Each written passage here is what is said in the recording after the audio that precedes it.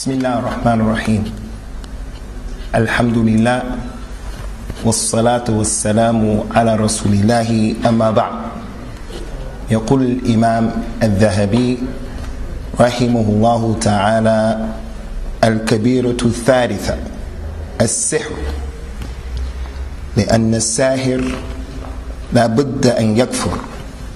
قال الله تبارك وتعالى: ولكن الشياطين كفروا يعلمون الناس السحر وما للشيطان الملعون غرض في تعليمه الناس السحر إلا حتى يشركوا بالله تعالى.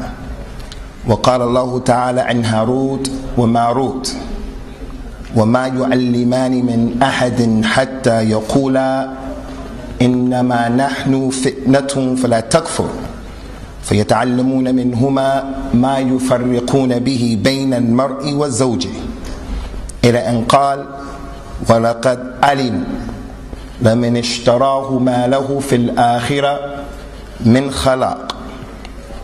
الآية. فترى خلقا كثيرا من الضلال يدخلون في السحر ويظنونه حراما فقط وما يشعرون أنه الكفر، فيدخلون في تعلم السيمياء وعملها وهي محض السحر، وفي عقد المرء عن زوجته وهو سحر، وفي محبة الزوج لامرأته، وفي بغضها وبغضه، واشباه ذلك بكلمات مجهولة أكثرها شرك والضلال. الإمام الذهبي, may Allah subhanahu wa ta'ala have mercy upon him, ikhwan, in his book Kitab al-Kaba'ir mentions the third kabira, and that is the kabira of magic. And he said concerning this issue, as it is his sunnah and his minhaj, to give the adillah and the proof that this particular thing that he's mentioned is a kabira by first bringing the ayat of the Quran and then supporting that with the authentic hadeeth of Rasulullah sallallahu alaihi wasallam. So he brings those ayat from Surah Al-Baqarah, in which Allah Ta'ala has established that a sihr is kufr, magic is disbelief. And he said, but the shayateen, they disbelieve. They taught the people magic. So Allah Azza wa Jalla has established in this ayat that the shayateen taught the people magic, and in so doing, they became kuffar. And Imam al-Dhahabi said, because the shaitan who was cursed, his desire in teaching people magic and making them practitioners of magic, his desire behind that is so that they will fall into shirk. And then he brought another ayat connected to those series of ayat, in which is speaking about Harut and Marut, two of the malaika of Allah subhanahu wa ta'ala. And Harut and Marut, they did not teach anyone this magic, except that they said to the people before teaching them the magic, verily we are a trial for you, so do not disbelieve. And they learned from Harut and Marut at Babylon those things which will divide a man and his woman, those things which will make discord between a man and his wife. So the dalil from that magic is disbelief, and as such it's a kabira from the kaba'ir, is that before Harut and Marut taught the people magic, they said to them, innama nahnu fitnatun fala takfur, we are a trial for you people, so do not disbelieve, do not become disbelievers by learning magic and practicing magic. After bringing these two ayat, al-Imam al-Dhahabi, he said, ikhwan, many of the people, unfortunately, they are astray as it relates to the issue of magic, because they see magic as being something that's only prohibited.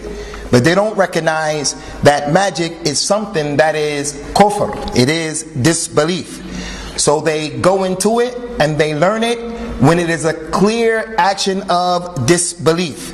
For an example, those people who they tie knots and they cause a man to love his wife, or cause the wife to love the husband, or cause a man to hate his wife, or cause the wife to hate her husband. And most of the time when they are using these words of magic, they are simply words that are not clear and they're ambiguous, and they entail and include shirk and balala. Al-Imam al-Dhahabi, rahimahullah ta'ala, ikhwani, he is not living in our community, and there may be some people in the audience who may even say, magic? Why would he mention magic as being the third thing, and there are issues bigger than magic? When in fact, there are people in our masjid right now who know other people who magic has been worked on them, or they know someone who he himself is a magician. So unfortunately, many times when the mother of the husband has a problem with the wife, she'll put a magic potion on her daughter-in-law, or she'll put a magic potion on her son in order to cause the divorce. There are some people from the Muslims who don't believe in magic at all. And that's another example of al-ghulu in the deen and al-jahl. They don't believe in magic, and they use their intellect to deny and to reject magic. So you have those people who practice magic, and that's overboard because the person is exceeding the limits and he's falling into the hudud of Allah Azza wa Jal. And then you have the other extreme, those Muslims who use their intellect and they say, I don't believe in magic. We have to be an ummah that is advanced and caught up with technology. And if we believed in magic, this is from the khurafat of the nations gone by. Or they say, if it is true that Rasulullah sallallahu alaihi wasallam was mashur, Rasulullah had magic performed on him. If this is possible, then that means that the Quran, we don't know what's authentic in the Quran and what's not authentic, because maybe there was an ayat that was revealed when Rasulullah sallallahu alaihi wasallam was under the influence of magic. So therefore they reject magic. Or the clear ayahs that establish magic, like the issue with Harut and Marut, the issue with Sulaiman. They say no. How is it possible that Harut and Marut are from the Malaika, and they came down and taught the people magic, and the Malaika, they do not fall into any sins, not to mention the kaba'ir. So they use their intellect in order to push away the adillah that are thabita in the Quran. I want to say, ikhwani, as it relates to any text of the Quran or any hadith of Rasulullah sallallahu alaihi wasallam, if there's an ishkal or a problem that a Muslim has with understanding some aspect of al-Islam, he has to be wary and afraid. He has to take it as a serious issue, to find it easy to push away and discard any hadith of Rasulullah sallallahu alaihi wasallam. If that hadith is authentic and he doesn't understand it, he has to say, I am going to criticize my own understanding before I criticize the ayat that's in the Quran. The sister, she sees that al-Islam has given the man or her husband many huquq over her, darajat over her. So she's a revert to al-Islam. She says, I don't agree with how al-Islam has made the man over the woman, so therefore those aspects of the man-woman relationship, I don't see that. I don't embrace it. I don't recognize it. That's kufr. The Muslim is a person who finds a way to say, it's my understanding, it's my Imam's understanding. He never says Rasulullah sallallahu alaihi wasallam didn't know what he was talking about. The meaning of this ayat means something else other than what it is being shown in the particular ayat. For that reason, I want to share with you something that's very important that Shaykh al-Islam al-Thani, al-Imam Ibn Qayyim al-Jawziyya mentioned, rahimahullah ta'ala, when he talked about the categories of people. And we have to be careful of being from any one of these four categories of people. He said that the people are mutakabbirun, who reject the text of the Quran and the Sunnah because they don't understand it. Maybe Allah tabarak wa ta'ala hasn't chosen this time for you to understand it, but under that ayat or under that hadith, there's a treasure of information that you didn't come to know about it yet. But with some studying, with some ijtihad, with some effort, being a student, Allah make it apparent to you and manifest to you. Maybe not now. So before saying, I do away with the hadith, say, let me get more knowledge. Let me research the issue. He said the people are mutakabbirun. The first mutakabbir are those people who work with the fiqh of al-Islam, those fuqaha. Not just the ulama from the fuqaha, but just the regular people in their fiqh. Maliki, Hanbali, Shafi'i, Hanafi. He's a faqih on his own particular level. The text of the hadith goes against his madhab, goes against what his imam says. So he rejects the hadith even though it's authentic, and he says, my imam must have known that hadith. Since my imam didn't take with it, I'm not taking with it. So we can't be of the mutakabbirin from the fuqaha who put their intellect, who put their desires before the text. The second group of people, he said, were the people from Ahl al-Kalam, the people who use their intellect. So when the text doesn't go with their intellect, they push the text away. They say, for an example, the Christian God, Vishnu, or one of the gods that the Hindus believe in. They say that he's everywhere. The Hindus believe that he's everywhere. So therefore, why don't we believe that Allah Azza wa Jalla is everywhere? If they can do it, we can do it. That's putting his intellect before the text. The third group of people that Al-Imam Ibn al-Qayyim mentioned were the people of At-Tasawwuf. The people of At-Tasawwuf who decide things are correct or incorrect based upon how it feels to them. What they call a dhawq. If it tastes good or it feels good or it's something that they experience in their ahwal and their halat, they say it's from Islam. If it doesn't taste good, then they reject it. We love Rasulullah sallallahu alaihi wasallam, so they say we're going to go overboard in praising him.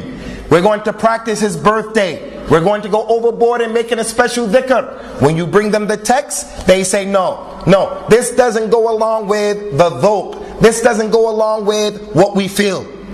The fourth and final group of people are the siyasiyun, the people of politics. The people of politics can be the high level of politicians who, when the Quran and the Sunnah go against their desires, they push it away.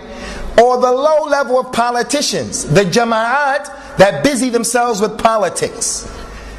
Their jama'ah is a jama'at that calls for the khilafah, for an example. Everything is the khilafah. Or everything is jihad, and it's political behind that da'wah. Everything is something about politics. Whenever you come to them with a text, you have to do this or you can't do that. It's not permissible to mix. It's not permissible to do that. They say no, we can't follow that text. We can't follow that ayat. We can't follow that hadith because it doesn't go along with our gharat, or our desire in the politics. So those are the four people. We don't want to be from those four categories that Imam Ibn al-Qayyim al-Jawziyah mentioned, rahimahullah ta'ala. After giving those two ayat from the Quran, he brought the adillah from the Sunnah of Rasulullah sallallahu alayhi wasallam and the aqwal of the statements of the companions and the Salaf as-Salih. He said, وَحَدُّ سَاحِرْ الْقَتْلِ. The reward or the punishment for being a magician is that individual is killed. And he's killed because that's what Umar radiallahu anhu ordered when he was the Khalifa. He wrote a letter to the Muslims. And in that letter, in the Islamic state, in the Islamic empire, he said, اقتلوا كل ساحر وساحرة. The narrator of this particular athar, Bajala rahimahullah ta'ala, he said, فَقَتَلْنَا ثَلَاثَ سَوَاهِرَ. Umar wrote a letter and he told, kill every single magician man and magician woman. Our mother Hafsa radiallahu anha, she had a jariyah, a slave, who put magic on Hafsa. Hafsa radiallahu anha had her murdered, had her killed in front of her. She didn't go to the Hakam, she didn't go to the Khalifa, she had the lady killed in front of her. In addition to that, there was a leader from the Muslims who was the brother of Uthman ibn Affan radiallahu anhu. His name was Al-Walid ibn Uqba radiallahu anhu. Al-Walid, he made some mistakes doing his khilafah. He drank khamr. He made the salat of al-fajr and he was drunk. Instead of making 2 rakats, he made 4 rakat. The people who had a problem with the khilafah of Uthman, they criticized Uthman from what his brother was doing. And they made khuruj against Uthman because of his brother. Al-Walid ibn Uqba radiallahu anhu was flogged for drinking khamr. But despite that, the companions still prayed behind him. Despite that, the companions still gave him advice and they did not make khuruj against Al-Walid.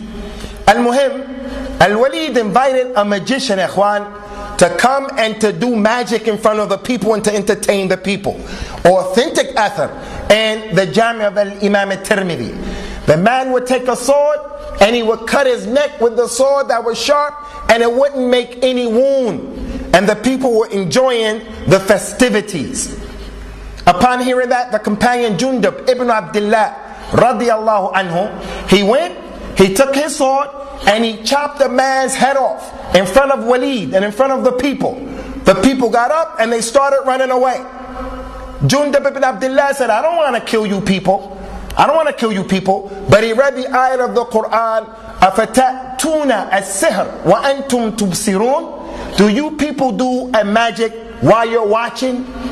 Do you, the magician, are you doing magic while you people are watching? That's an ayat of the Quran. Salman al-Farisi radiyallahu anhu heard about the incident. Salman said it wasn't befitting for the Walid to bring the people to watch the magician because he's an imam and the leader who the people follow. And it wasn't befitting for Jundub ibn Abdullah radiyallahu anhum ajma'een to come and take the sword out in the presence of the Khalifa. So those are clear proofs that show us that as-sihr, the one who is a practitioner of as-sihr, he is to be killed. Someone may ask the question, Ikhwan, and it would be an intelligent question. And that is, how is it possible that Hafsa radiyallahu anha can kill her jariyah without raising the issue to the authority? And how is it possible that Jundub ibn Abdullah radiyallahu anhu can come and take a man's life without the authority? How is that possible? Especially in light of the fact that we've mentioned from the minhaj as-sahih, from the Islam that is sahih, is that it is haram for any of us to go out and to take the affairs into our own hands. It is haram for someone to go out and to perform or execute an honor killing, even if the person who he wants to kill deserves to be killed. He deserves to be killed because that person did something to his family or something to him that al-Islam will give the ruling that he's killed. It's not for any of us to execute the ahkam of the hudud, unless obviously someone comes into your home and you protect yourself. Someone tries to harm you in the street and you protect yourself, and in the process you kill him. That's okay. But to go out and to look for the thief or the murderer, this is not permissible. So how is it possible that Hafsa had the lady killed? Because people will take these examples, Ikhwan, and for our young brothers who want to practice Islam and spread the Sunnah, they'll show you this authentic hadith, and then you think it's okay to go out and to assassinate someone who doesn't agree with you. The answer to that is simple. The Prophet ﷺ has allowed in al-Islam, if a person has a slave, it is permissible for that person who owns a slave to establish the had on his slave. That's permissible. And it happened during the time of Rasulullah sallallahu alaihi wasallam on a number of occasions. So the permissibility of it is restricted, it is constricted, it is tight. He says sallallahu alaihi wa ala alihi wasallam in an authentic hadith that's been collected by Imam al-Bukhari and Muslim, إذا زنت أمة أحدكم فتبين زناها فليجلدها ولا يثرب وإن زنت ثانية فتبين زناها فليجلدها ولا يثرب ثم إن زنت ثالثا فليبعها ولو بحبل شعر. If one of your slave girls has committed zina and her zina is apparent and proven, then flog her. And if she does it a second time, then flog her. And if she does it a third time, then sell her, even for the meager price of a piece of rope. So he allowed that to happen. Al-Imam al-Bukhari in his book Al-Adab al-Mufrad, he brought the circumstance in which the blind companion who was in love with his jariyah, he wasn't married to her, but she was his jariyah, and he loved her because of the benefit that he received from her.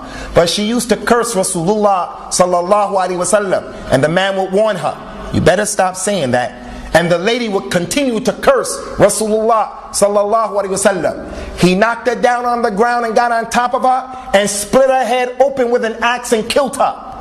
They took the situation to Rasulullah sallallahu alaihi wasallam and told him the story. When he heard what she was doing, making shatam and sab of Rasulullah sallallahu alaihi wasallam, which is kufr, Rasulullah said, "Ala inna damaha hadar." Verily, her blood is halal. Her blood is free to flow. So this situation here, the people who killed the other people, they killed their slaves. They killed their slaves. In the issue of Hafsa, it was the jari of Hafsa. In the issue of Jundab ibn Abdullah radiallahu anhum ajma'in, it was a jari, it was an ama, it was an abd. In addition to that, Al-Walid ibn Uqba is the Khalifa, and he allowed it to be done. So he did it in front of the Khalifa. Again, I want to repeat and reiterate. Al-Islam is not a religion of fawda, of confusion. It is not permissible for anyone to go out and to search for the one who has done wrong to him. So if you go to the book Usul Sunnah of Imam Ahmed, Usul Sunnah, when he starts dealing with the Khawarij and the thieves, he said, if the thief comes into you on your house, from the Usul of the Sunnah is that you protect yourself. And if you kill him, you did what is permissible. If he kills you, you are a shaheed. He said, but if the lust, if the criminal, if the thief runs away, he said, we do not follow him.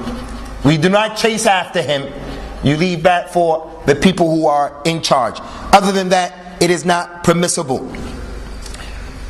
Al-Imam al-Dhahabi brought the hadeeth of Rasulullah on the authority of Abu Musa al-Ash'ari radiyallahu ta'ala anhu. قال النبي صلى الله عليه وعلى آله وسلم ثلاثة لا يدخلون الجنة مدمن الخمر وقاتل الرحم ومن صدق الساحر. 3 people will not enter into Jannah. The first person is the one who is addicted to alcohol. He's addicted to narcotics, and alcohol also includes all kind of drugs and narcotics. The second person is the person who breaks the tie of relationship, whoever that relationship may be. He breaks the tie of relationship, is a kabira from the kaba'ir. And finally, and this is the shahid, the person who believes in magic and the magician. He goes to the magician, he goes to the kahin, the soothsayer, and he believes in what that individual has said. Man ata ha'idan aw imra'atin fi dubriha aw kahinan fasaddaqahu faqad kafara bima unzila ala Muhammad sallallahu alaihi wasallam. Whoever has relationships with a woman while she's on her mints, and whoever has relationships with a woman in her anus, and anyone who goes to a soothsayer and then believes what they say, they have disbelieved in what was revealed on Muhammad sallallahu alaihi wasallam from the Quran and the authentic Sunnah of Rasulullah sallallahu alaihi wasallam. So ikhwani, the magic and the practicing of magic is a kabira from the kaba'ir because it is kufr, and the one who practices it is having the wa'id of being killed in the religion of al-Islam. Finally, Al-Imam al-Dhahabi closes out the chapter, ikhwan, with what I believe is some kalam that should be translated word for word, and it should be passed out. And it shows the benefit of this book. It is just not the book of al-Kaba'ir. It is a book of hadith and the ulum of al-hadith. And most importantly, it is a book of aqidah and a book of minhaj, because he ends the chapter with some tremendously important kalam that we're not going to read all of it, but we're going to share with you some of it. He said, وَاعْلَمْ أَنَّ كَثِيرًا مِنْ هَذِهِ الْكَبَائِرِ بَلْ عَامَّتَهَا إِلَّا الْأَقَلِّ يجهل خلق كثير من الأمة تحريمه وما بلغ هو الزجر فيه ولا الوعيد فهذا الدرب فيهم تفصيل فينبغي للعالم أن لا يستعجل على الجاهل بل يرفق به ويعلمه مما علمه الله ولا سيما إذا كان قريب العهد بجاهليته قد نشأ في بلاد الكفر البعيدة وأسر وجرب إلى أرض الإسلام وهو تركي كافر أو كرجي مشرك لا يعرف العربية فاشتراه أمير تركي لا علم عنده ولا فهم. Listen to this kalam and compare Imam al-Dhahabi to some of the people who call into al-Islam today and to some of the people who claim a Salafiyah and the way they're practicing al-Islam and call into a Salafiyah. And I remind you that Shaykh al-Islam Ibn Qayyim was the student of Ibn Taymiyyah. Ibn Taymiyyah, when he came and he started his da'wah, rahimahullah ta'ala, he had a lot of enemies because he was inviting the ummah to come back to the Quran and the Sunnah on the understanding of the Salaf of the ummah from the companions radiyallahu anhum. And whenever you do that, you're going to have enemies because of the four categories that were mentioned. The people of kalam, of intellect, the people of the turuq as-sufiyah, the people who want to have the fiqh according to what the madhab and the imam said. And the imam, Shaykh al-Islam Ibn Taymiyyah, called the people back to the unadulterated Quran and Sunnah. So everybody was against him. But he used to not deal with the people the way they dealt with him. They used to lie against him, and he didn't lie against them. Ibn Battah, everyone knows Ibn Battah al-Khurafi. He was an Arab man who traveled all over the world, and his trips are recorded in books. Ibn Battah, he got on the minbar and he hated Ibn Taymiyyah so much because he established the Aqidah Sahiha. He said Ibn Taymiyyah was a person who believed that Allah Azza wa Jal comes down in the third part of the night the way I come down off of the minbar. So he got off of the minbar and he came down. He said, I heard Ibn Taymiyyah do that and I saw him do it. And when he said that, Ibn Taymiyyah at that particular time was in prison. He wasn't even there, wasn't able to give a khutbah anywhere. So the people who were his enemies used to lie against him. Ibn Taymiyyah was the direct teacher and sheikh of Ibn al-Qayyim, and you see Ibn Taymiyyah's teachings rubbing off on Ibn al-Qayyim. Ibn al-Qayyim said here, in closing out this chapter, showing the rahmah that they used to have for this ummah, because Ahl Sunnah are the most knowledgeable people about the truth and the most merciful people upon the creation. He said, you should know that the kaba'ir as an issue, and the majority of the kaba'ir, most of the Muslims of this ummah, they don't even know about the impermissibility of many of the kaba'ir, and it has not reached them the seriousness of the issue because they don't read, they don't know. He went on to say, so as it relates to the Muslims, there is some details that need to be known when we look at them, when we judge them. You can't judge everyone the same way. He said there's some tafsil, some distinctions that you have to know when passing judgment. He said therefore it is necessary for the scholar and the one who knows not to rush when he's dealing with the ignorant person from the Muslims. He has to have mercy upon him, he has to be easy with him, and he has to teach him from what Allah has taught him, especially as it relates to those people who are new to al-Islam and they've just recently left al-Jahiliyyah. A person who grew up in the country where there's kufr in his place. It is not the country in the city of al-Islam. He was captured as a slave and forcefully taken to the Islamic lands. He was purchased by an emir who was Turkey, or he himself is a non-Arab. So he's brought and he doesn't know the Arabic language. And as a result of that, he has no knowledge whatsoever about his religion. So this is the way we are to deal with the Muslims. Even that lady in America 2-3 weeks ago who insisted on praying the Salat of al-Jum'ah with the Muslims the way she did. Wallahi ikhwan, we say when she did what she did, that's a kabira from the kaba'ir. But we know people like that are from the most ignorant people in the dunya. Before passing the ruling of a takfir on her, before saying that the lady is from the CIA or the FBI, we have to establish the argument against her and every other Muslim before saying a person is a kafir. Because the companions of Rasulullah sallallahu alaihi wasallam, wallahi, they did worse than that. There are examples where they did worse than the lady leading the salat in the Jummah prayer, and yet they didn't disbelieve. Mu'adh ibn Jabal radiyallahu anhu was sent by Rasulullah sallallahu alaihi wasallam to Yemen to give da'wah ila Allah. He went to Yemen and he called the people to al-Islam for a number of years.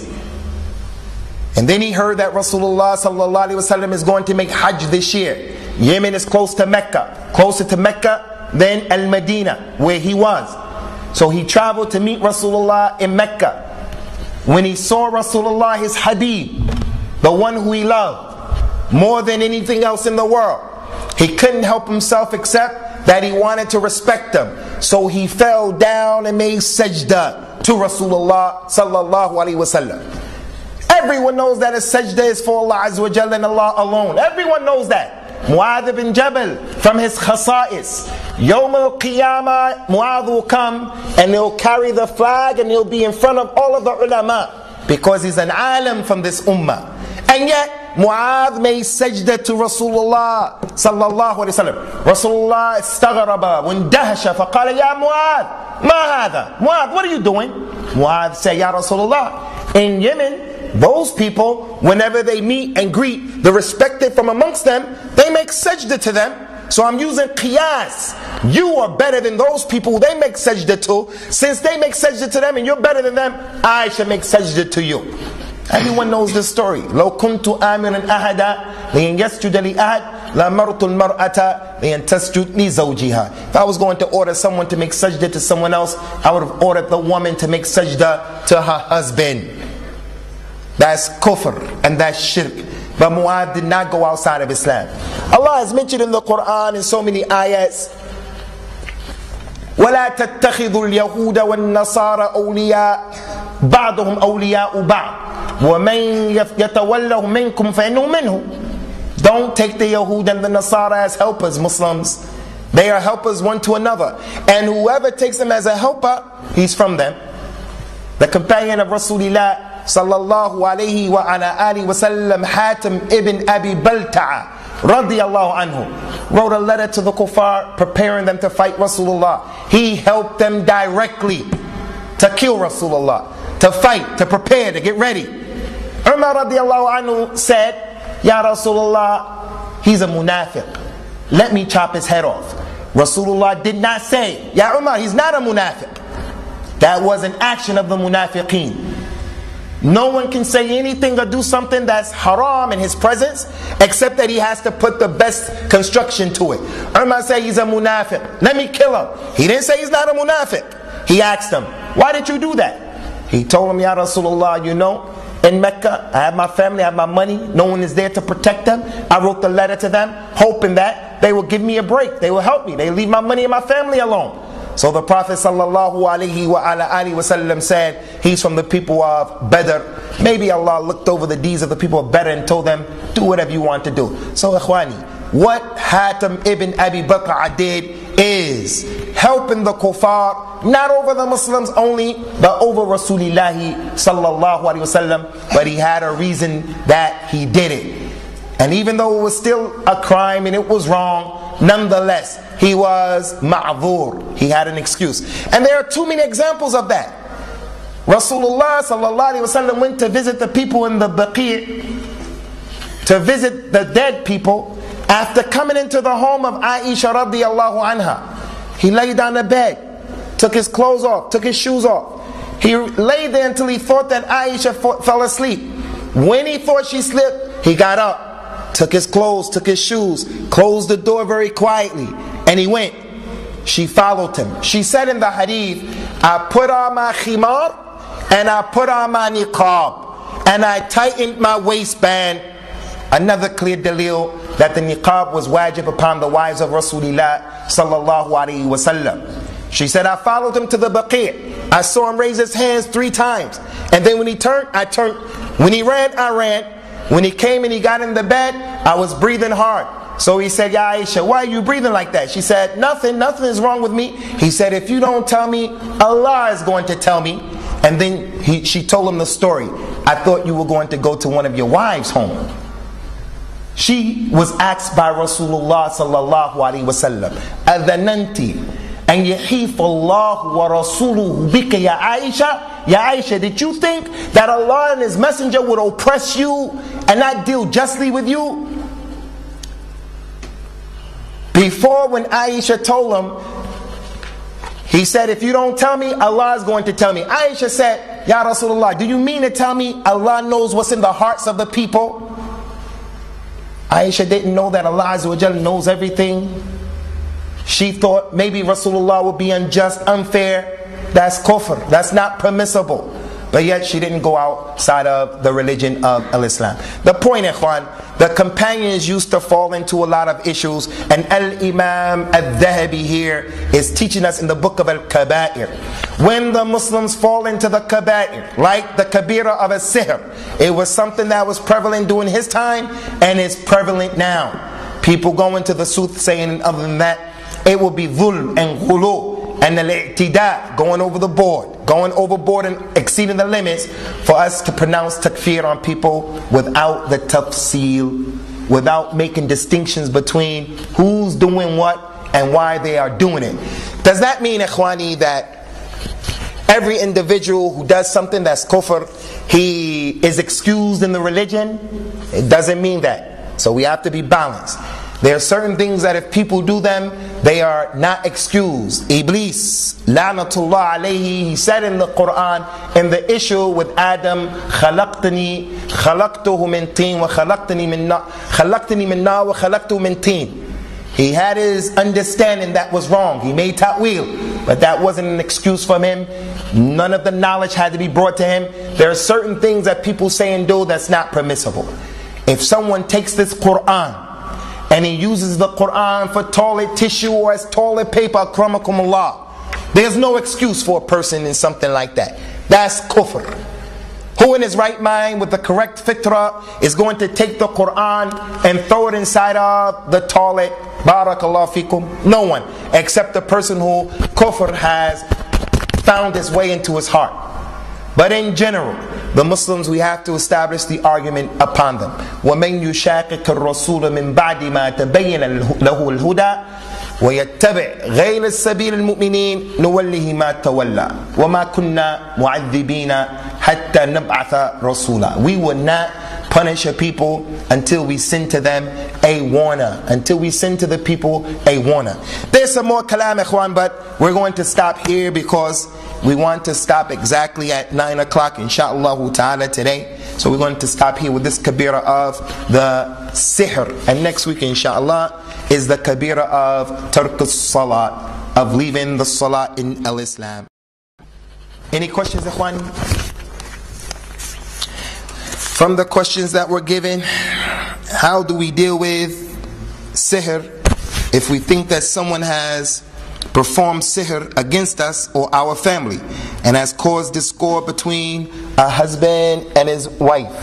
You do what the Prophet did, sallallahu alaihi wa ala alihi wa sallam, and that is read the mu'adhatain, the two surahs that were read for Salat al-Maghrib today, Surah al-Falaq and Surah al-Nas. When the magic was worked on him by the Yahudi Labid ibn Shu'aib, that particular man, Rasulullah didn't kill him, sallallahu alaihi wasallam. So some people dispute that the magician should be killed because Rasulullah did not kill the man who made magic on him. But he didn't kill the man for a number of reasons, weighing the masalih and the mafasid. Had he killed the man, it could have been a problem. So he didn't kill the man. Just as he didn't kill the Jewish lady who poisoned him. She tried to kill Rasulullah sallallahu alaihi wasallam, tried to take another life that was haram for her to take, the life of a Nabi, but it was some weighing the good and the evil.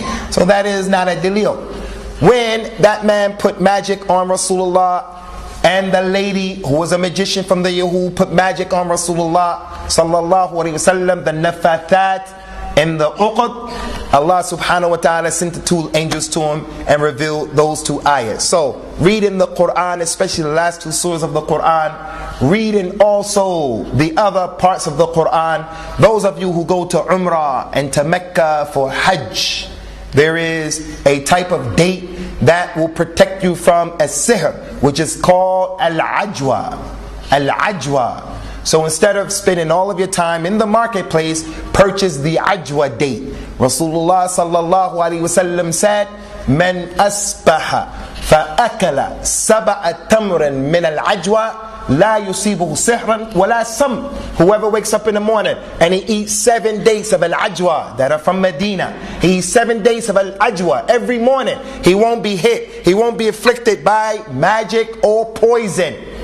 Magic or poison. Someone may say, what does a date have to do with magic? I don't take that, I don't believe that. Maybe there's some knowledge in there, ikhwan, a treasure that you don't know about yet. From the protections of as-sihr, obviously, are dua, especially for the children, the dua that the Prophet ﷺ used to make upon his children or his grandchildren. The next question, ikhwan, is card tricks and similar tricks magic? Should we refrain from them?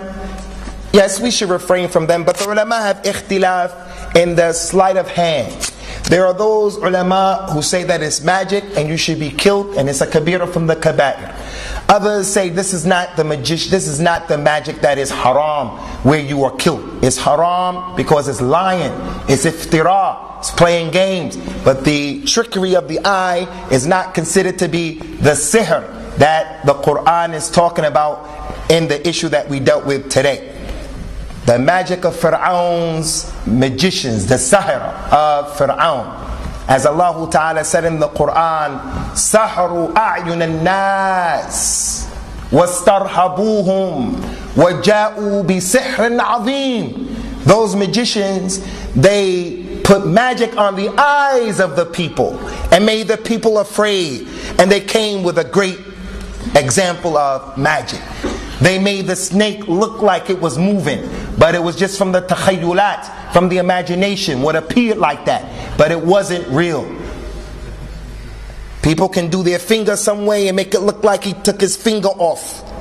They elevate themselves off of the ground. Those are optic illusions and trickery.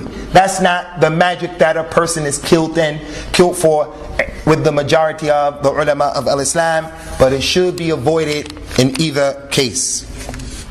Person here said, how can Harut and Marut teach people what's haram and they are angels? How can Harut and Marut teach people what's haram and they are angels? It's known, ikhwani, that the malaika, as Allah described them in the Quran, لا يعصون الله ما أمرهم ويفعلون ما يؤمرون. So this ayah explains the ishkal. The malaika who are over the hellfire and other than them, they do not disobey Allah and they do what they are ordered to do. They don't disobey Allah. They don't have the propensity and the ability to disobey Allah. There's no ma'asiyah with them. And they do what they are ordered to do. So Allah Azza wa Jal ordered them to go and teach the people magic as a fitna, as an imtihan, an ibtila, as a trial. And before teaching them, they said, as the ayah said, we are fitna to you, so don't disbelieve. That's the first answer and what seems to be the strongest position. They do what Allah Azza wa Jal ordered them to do. Making sajda to anyone and anything is shirk and haram. But when Allah subhanahu wa ta'ala said, with قُلْنَا لِلْمَلَائِكَةِ اسْجُدُوا لِآدَمَ فَسَجَدُوا إِلَّا إِبْلِيسِ. They made sajda when Allah ordered them to make sajda. Sajda is haram unless Allah orders you. Killing is haram unless Allah orders you. So we are like the malaika in that issue. You just follow. We hear and we obey. The second issue, ikhwan, and this is important as well, is that some of the ulama don't believe that Harut and Marut taught magic. They believe that Harut and Marut taught the people Tawheed and Al-Iman, and that magic was haram by the text of the ayat itself, and it goes to show the importance of the lugha. وَاتَّبَعُوا مَا تَتْلُو الشَّيَاطِينُ عَلَى مُلْكِ سُلَيْمَانَ وما كفر سليمان ولكن الشياطين كفروا يعلمون الناس السحر وما أنزل على الملكين ببابل هاروت وماروت. So this ma, like la, there are different la's. La tajlis, don't sit down. La ma indi, no, I don't have it.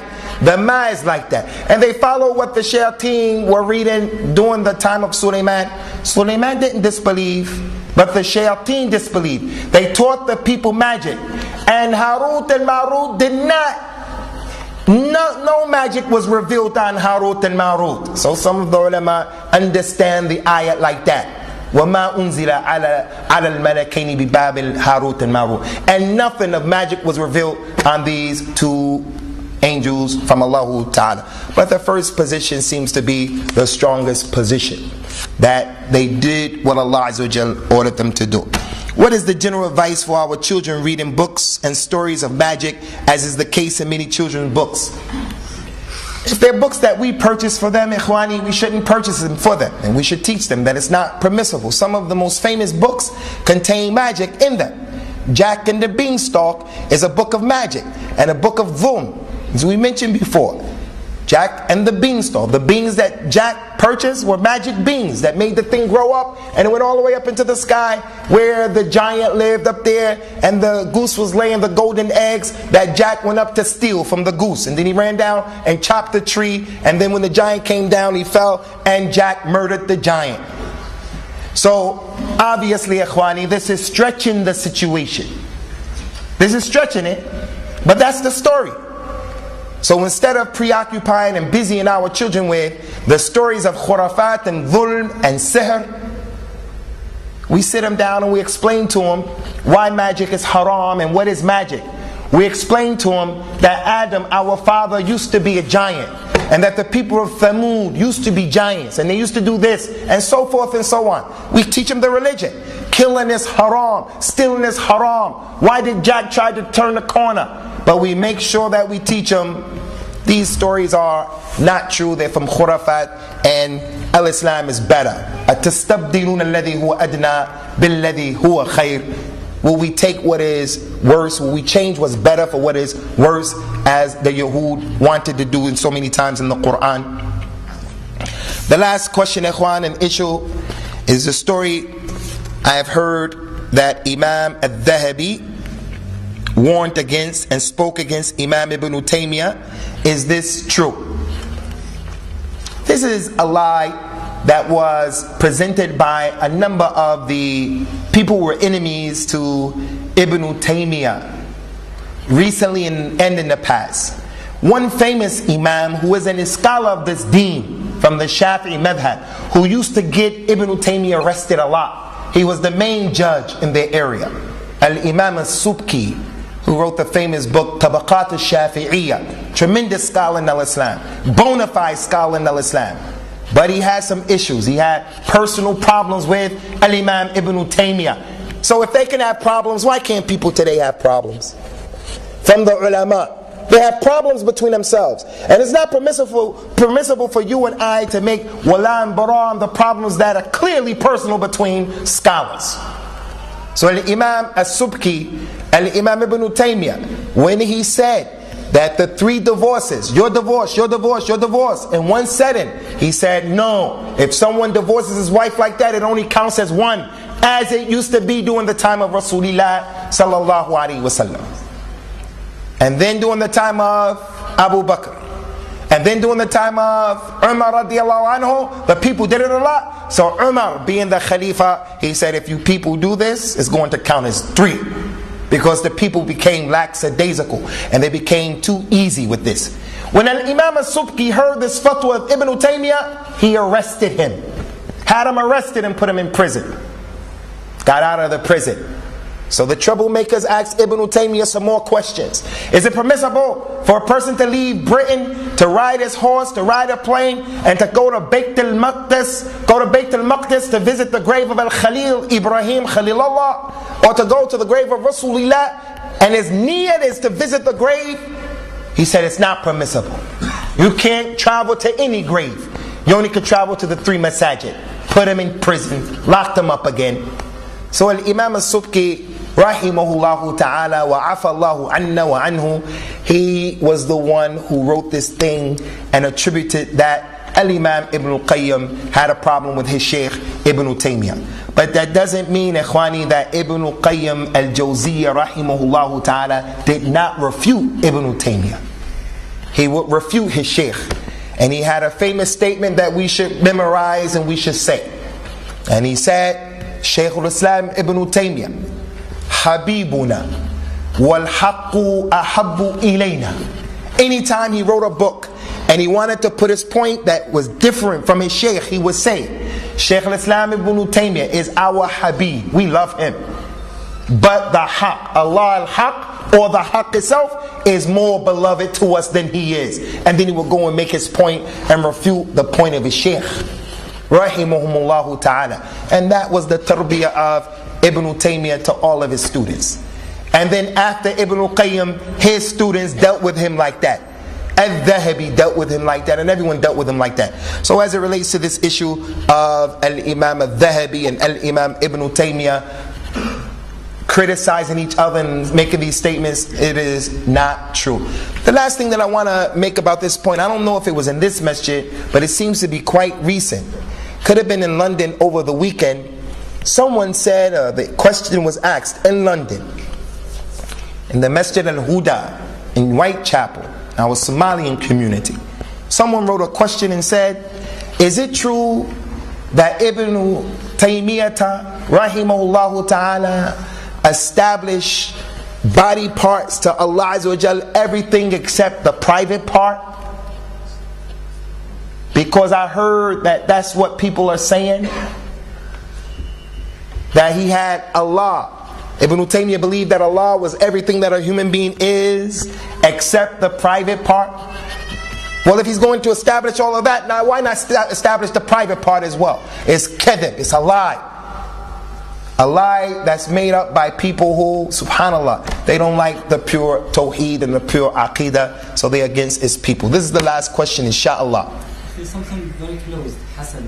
A lot of people put blue eye or blue stone in their cars or in their homes to prevent hasad. The blue eye? Blue eye or blue stone. Some people put the blue eye or the blue stone in their cars and their windows and their homes to protect from the evil eye. And we don't know anything that is authentic from the Sunnah that has this type of instruction being given to us. The evil eye is true, as the Prophet told us, sallallahu alaihi wasallam, al-ainu haqq. The evil eye is true. But the way we ward off the evil eye is holding on to our deen, and if someone is afflicted with it, he goes and asks that individual to take a shower, and he takes from that water and he bathes in the water that the person who he thinks or believes gave him the evil eye. Another point, ikhwan, is we reject the statement that some of the people say that have good intentions. When they want to encourage us to hold on to our religion, they say magic can only affect the individual who has weak iman. He doesn't pray, he doesn't fast, doesn't wear the hijab, not holding on to the religion. No, that is not a true statement. Ala itlaqi. It's not true just like that. If anyone can be affected, it's definitely the one who is da'if in his iman, for sure. But magic and the evil eye can afflict the person who is the imam of the muttaqeen, like it happened with our Prophet and our Messenger sallallahu alaihi wa ala alihi wasallam. But the stronger the person's iman is, and the stronger his tawakkul is, and the stronger his yaqeen billah is, then obviously the less he's going to open the door for shaitan to preoccupy him. So what is the hikmah that Allah Azza wa Jal allowed Rasulullah sallallahu alaihi wasallam to be hit and afflicted with as-sihr? One of the clear hikmahs is so that we'll know what to do if it happens to us. Another of the clear hikmah is to prove, ikhwani, Rasulullah is not from the nur of Allah. Rasulullah is a bashar. Can Allah Azza wa Jal become mashur? Can Allah Ta'ala have magic worked on him? This is from the clearest adillah and proofs for us to hold on to worshiping Allah and using Rasulullah sallallahu alaihi wasallam as the vehicle that showed us how to worship Allah. The nur of Allah cannot become mashur. And also from the wisdom of that is that the Prophet sallallahu alaihi wasallam, the more ibtila you have in this dunya, the higher your place is going to be, So his ibtila was shadeed, to the point that when he was mashur, when he had the magic worked on him, he would prepare to make a ghusl. And our mother Aisha radiallahu anha would say, where are you going, ya Rasulullah? He said, I'm going to make ghusl because we have relationships. She said, we didn't have relationships. He thought he had relationships and he didn't have relationships. It was to that level and that degree. The last thing about magic, ikhwani, every nosebleed doesn't mean you have magic on you. Every headache doesn't mean you have magic on you. That's how some of us are. We have mental problems. We have those who make wudu with s.w.s. He keeps making wudu. Then we have the people who are paranoid. He's giving me the evil eye. She put the magic on me. No, I'm not going to visit them and I'll break the ties of relation because they put the magic. The child died. They put the magic on me.